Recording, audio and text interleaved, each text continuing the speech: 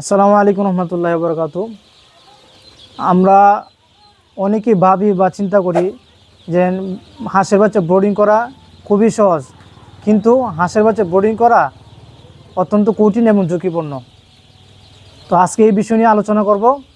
আপনারা আমার এই ভিডিওর সাথে থাকবেন ইনশাল্লাহ।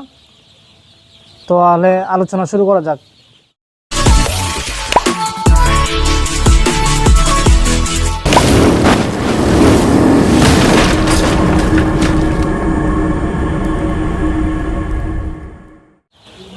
সম্মানিত কৃষিপ্রেমী ভাই বোনেরা,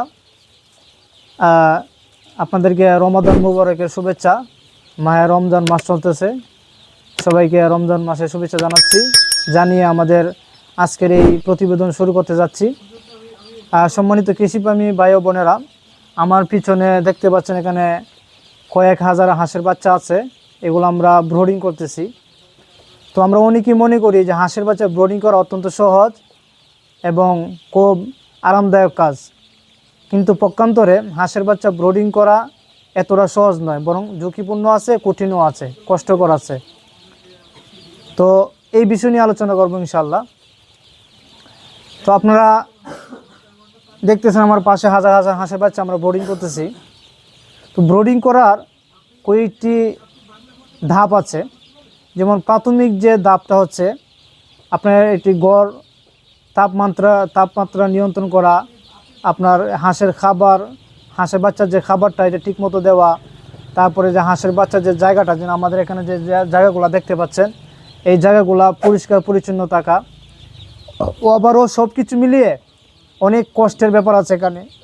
আর বিশেষ করে ব্রোডিং যদি 7 দিন হয় বা 10 দিন হয়, তাহলে যা কই দিনই হয় তার প্রাথমিক যে 3 থেকে 4 দিন খুবই কষ্ট করতে হয়। 24 ঘন্টা রাত এবং দিন, 24 ঘন্টা খুবই সতর্কভাবে থাকতে হয়। দিনে কিভাবে হাঁসের বাচ্চা কীভাবে খাবার খাচ্ছে, কোনো সমস্যা হচ্ছে কি না, হাঁসের ঘরটা পরিষ্কার পরিচ্ছন্নতার ব্যাপার আছে। রাতে আপনার সজাগ থাকতে হবে।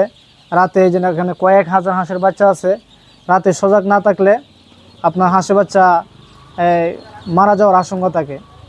আমাদের একটা দ্বিতীয় ব্যাচ চলে। আমাদের প্রাথমিক যে ব্যাচ ছিল হাঁসের, প্রথম যে ব্যাচ, এখানে প্রায় 3 থেকে 400 হাঁসের বাচ্চা মারা যায়। এটা মারা যাওয়ার কারণটা হচ্ছে আমাদের যে লোক ছিল, মানে এটাকে দেখাশোনা করে, তারা আপনার যেহেতু রমজান মাস চলতেছে, তারা ঘুমিয়ে পড়ছিল আর কি। আপনার রাত 10টা-11টার দিকে তারা ঘুমিয়ে পড়ছিল।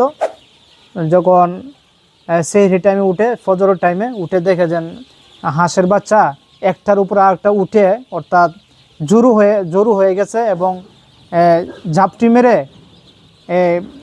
কয়েক হাজার বাচ্চা একসাথে থাকার কারণে জ্যাম লেগে গেছে, যার কারণে 3 থেকে 400 হাঁসের বাচ্চা মারা যায়।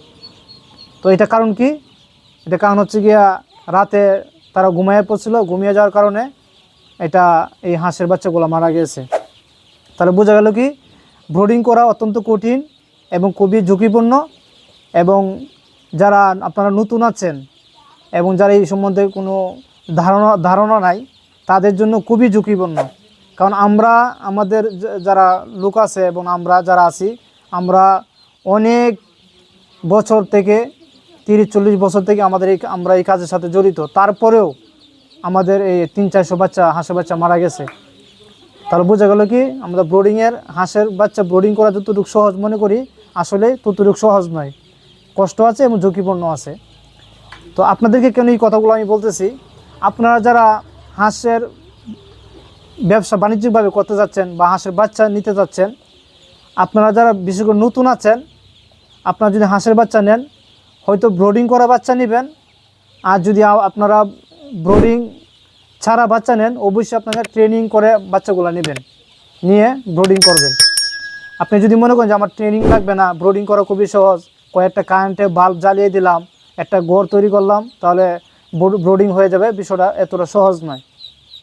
আপনাদেরকে আবারও বলছি, যারা আপনারা নতুন আছেন এবং যারা ভবিষ্যতে প্ল্যানিং করতেছেন যে হাঁসের খামার করবেন, হাঁসের বাচ্চা দিয়ে একদম জিরো থেকে নিয়ে, আপনাদেরকে আমি বলবো বা আমরা বলবো যে কমপক্ষে আমাদের কাছ থেকে আপনারা ব্রোডিং বাচ্চাটা নেবেন, কারণ আমরা 30 থেকে 40 বছর অভিজ্ঞতা কাজে লাগিয়ে আমরা এই হাঁসের বাচ্চাগুলো ব্রোডিং করি। কিভাবে করতে হবে, কিভাবে লালন পালন করতে হবে, কিভাবে খাবার দিতে হবে, কিভাবে ঔষধ সেবন করতে হবে, কিভাবে হাঁসের বাচ্চাগুলোকে রাখতে হবে ব্রোডিং সেটের ভিতরে, এবং হাঁসের এই ঘরটাকে কিভাবে তাপ নিয়ন্ত্রণ করতে হবে, হাঁসের ঘরটাকে কীভাবে পরিষ্কার পরিচ্ছন্ন রাখতে হবে, সব এভরিথিং আমরা আলহামদুলিল্লাহ জানি। আপনাদেরকে একটু আগেই বললাম, আমরা জানা সত্ত্বেও অনেক সময় হাঁসের বাচ্চা মারা যায়। কারণ হাঁসের ব্যবসার ক্ষেত্রে বা হাঁস বাণিজ্যিকভাবে লালন পালন করার ক্ষেত্রে সবচেয়ে ঝুঁকিপূর্ণ একটা মুহূর্ত হইল গিয়া ব্রোডিংয়ের মুহূর্ত। এই ব্রোডিংয়ের সময় অনেক বাচ্চা মারা যায়, বা ব্রোডিংয়ের সময় আপনার বাচ্চারা গ্রোথ বাড়ে। এই ব্রোডিংয়ের সময়টা খুবই গুরুত্বপূর্ণ। এই জন্য যারা আপনারা হাঁসের বাচ্চা দিয়ে, জিরো বাচ্চা দিয়ে আপনারা একটা খামার করতে চাচ্ছেন, আপনারা হয়তো ব্রোডিংয়ের বাচ্চা নিয়ে শুরু করবেন আমাদের কাছ থেকে নিয়ে, বা যাদের কাছ থেকেই পারেন, আপনাকে ব্রোডিংয়ের বাচ্চা দিয়ে আপনারা হাঁসের খামারটা করার চেষ্টা করবেন। তাহলে ইনশাল্লাহ আপনারা লাভবান হবেন এবং কোনো ধরনের ঝুঁকিপূর্ণ থাকবে না।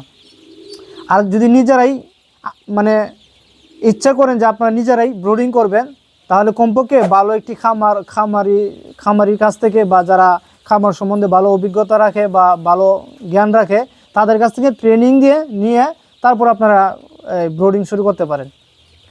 তো সম্মানিত কৃষিপ্রেমী ভাই বোনেরা, আপনাদেরকে এই ভিডিওর মাধ্যমে এই মেসেজ বা বার্তাটা দেওয়ার জন্য আমি এখানে উপস্থিত হয়েছি।